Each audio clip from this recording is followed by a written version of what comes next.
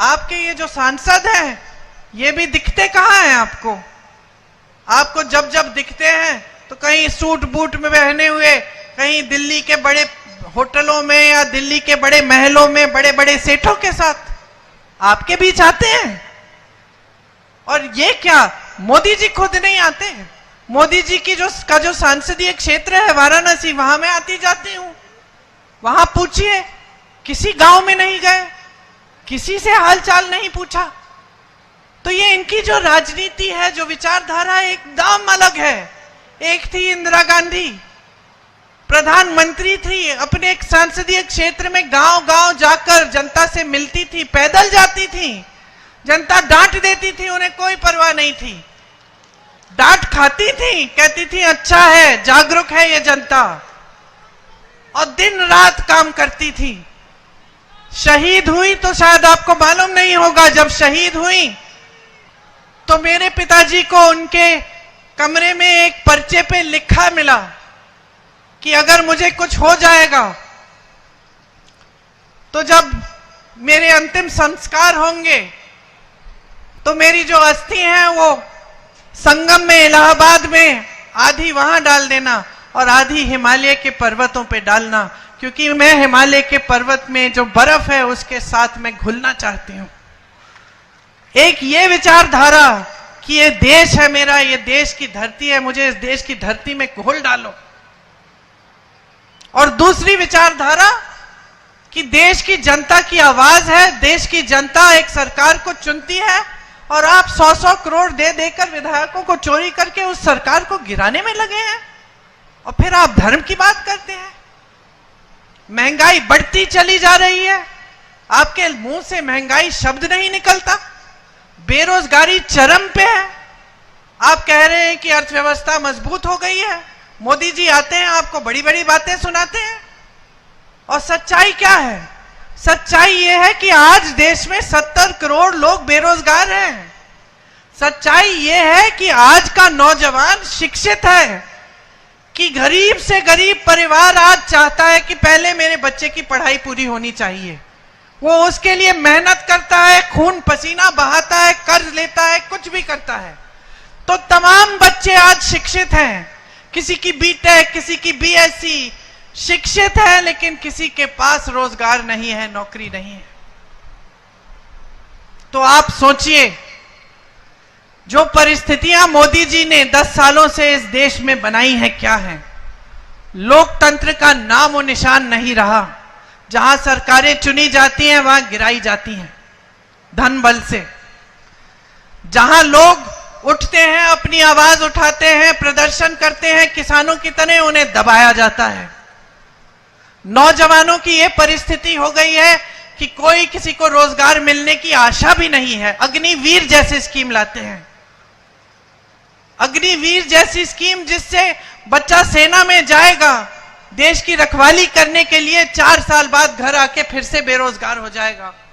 शहीद होगा तो शहीद का दर्जा भी नहीं मिलेगा, माता पिता को शहीद का पेंशन भी नहीं मिलेगा। जो अधिकारी हैं हमारे, उनको देखिए, जो सेना में काम करते हैं उनको देखिए। ओआरओपी की स्कीम कांग्रेस पार्टी लाई, 1 रैंक 1 पेंशन। इन्होंने क्या किया? 1 रैंक और अलग अलग पेंशन। जिसको चोट लग जाएगी सीमा पे, टांग कट जाएगी या कुछ हाथ पैर खो देंगे, उनके लिए कोई पेंशन ही नहीं छोड़ा, हटा दिया वो पेंशन। अलग अलग पेंशन बना दिए। शहीद, अगर अग्निवीर शहीद होता है तो इसके लिए कोई पेंशन नहीं। कोई और अफसर शहीद होगा, बड़े घर का होगा, तो उसके लिए पेंशन सही। तो हर स्तर पर, हर जगह इन्होंने जनता के साथ विश्वासघात ही किया है। महंगाई बढ़ती जा रही है, रोकने के लिए कोई इंतजाम नहीं है। हम जहां जहां हमारे प्रदेश हैं, यहां पे आपके लिए 1500 रुपए महिलाओं के खातों में ये शुरू कर रहे हैं हम काम। अलग अलग प्रदेशों में हम 2-2 हजार रुपए डलवा रहे हैं, कर्नाटका में, तेलंगाना में भी डलवा रहे हैं। तो जहां जहां हम राहत पहुंचा सकते हैं, कांग्रेस की सरकारें, कांग्रेस के नेता राहत पहुंचाने का काम कर रहे हैं।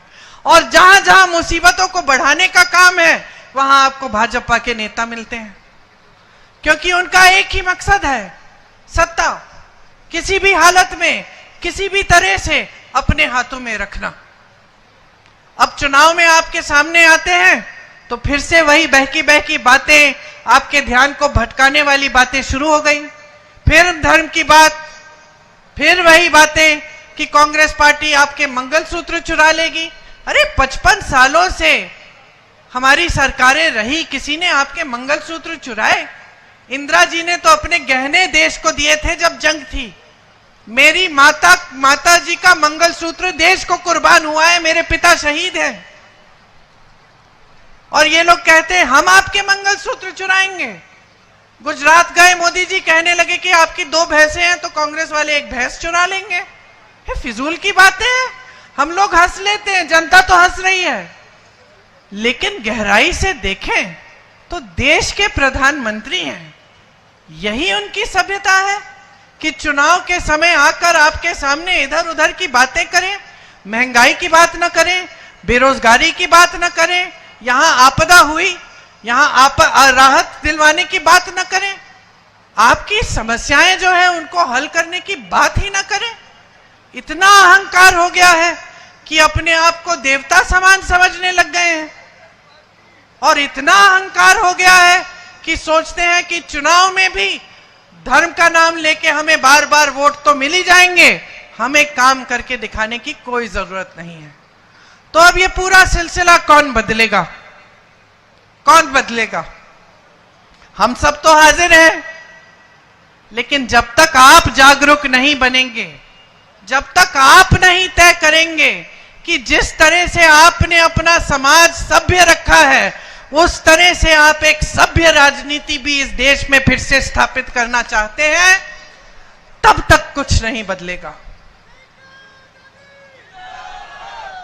सुक्कू जी ने कहा कि हमारी सरकार है, प्रियंका जी ने बनाई ये सरकार। नहीं, प्रियंका जी ने सरकार नहीं बनाई, सरकार आपने बनाई। मैं तो सिर्फ आपकी आवाज उठाती हूं, मैं तो सिर्फ आपको आईना दिखाती हूं कि देखिए ये हो रहा है देश में, इसको रोकिए, शक्ति आपके हाथों में है। हम सब आपके नुमाइंदे हैं, हम आपके प्रतिनिधि हैं, हम लड़ाई लड़ने के लिए तैयार हैं और हम रोज लड़ रहे हैं। यहां हमारी सरकार का एक एक मंत्री, एक एक सदस्य, मुख्यमंत्री जी, उप मुख्यमंत्री जी लड़ रहे हैं। इनकी सरकार पे हमेशा खतरा रहता है, लेकिन ये खड़े रहते हैं, लड़ते रहते हैं, आपके बीच आते रहते हैं।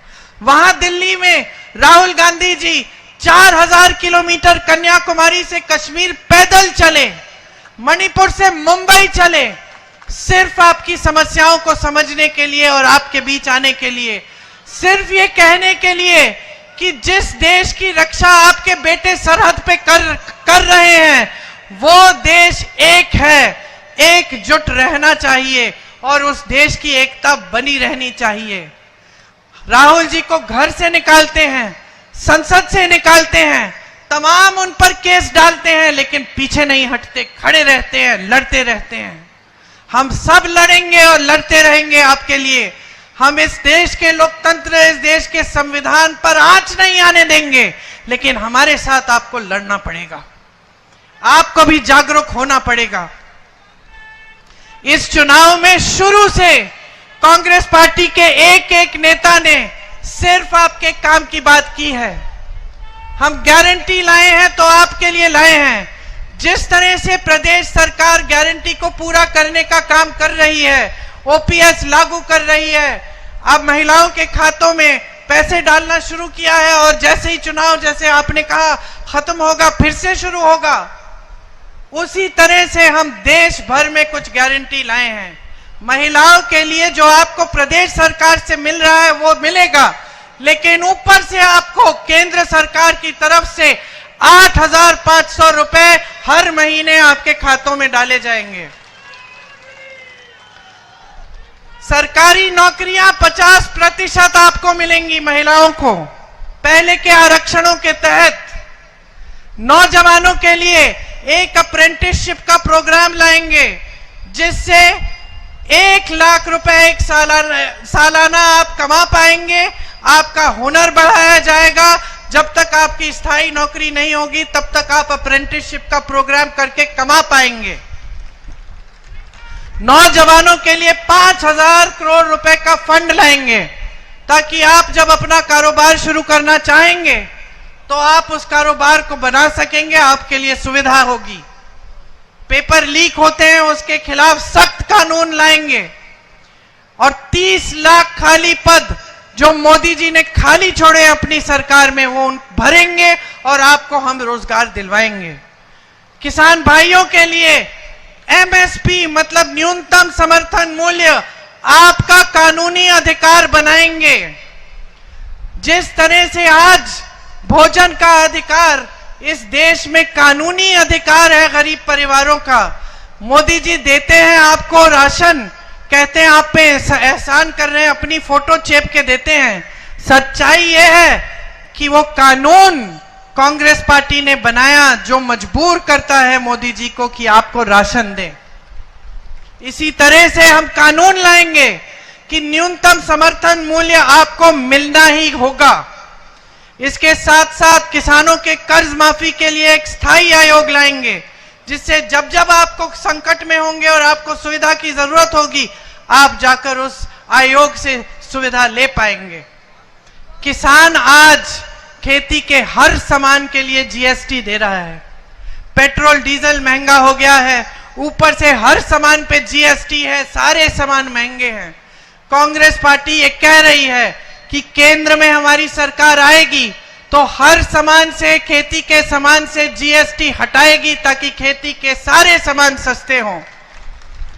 आज सारे कोल्ड स्टोरेज अडानी जी के हैं, सेब का दाम अडानी जी तय कर रहे हैं, आपको उपज का सही दाम नहीं मिलता।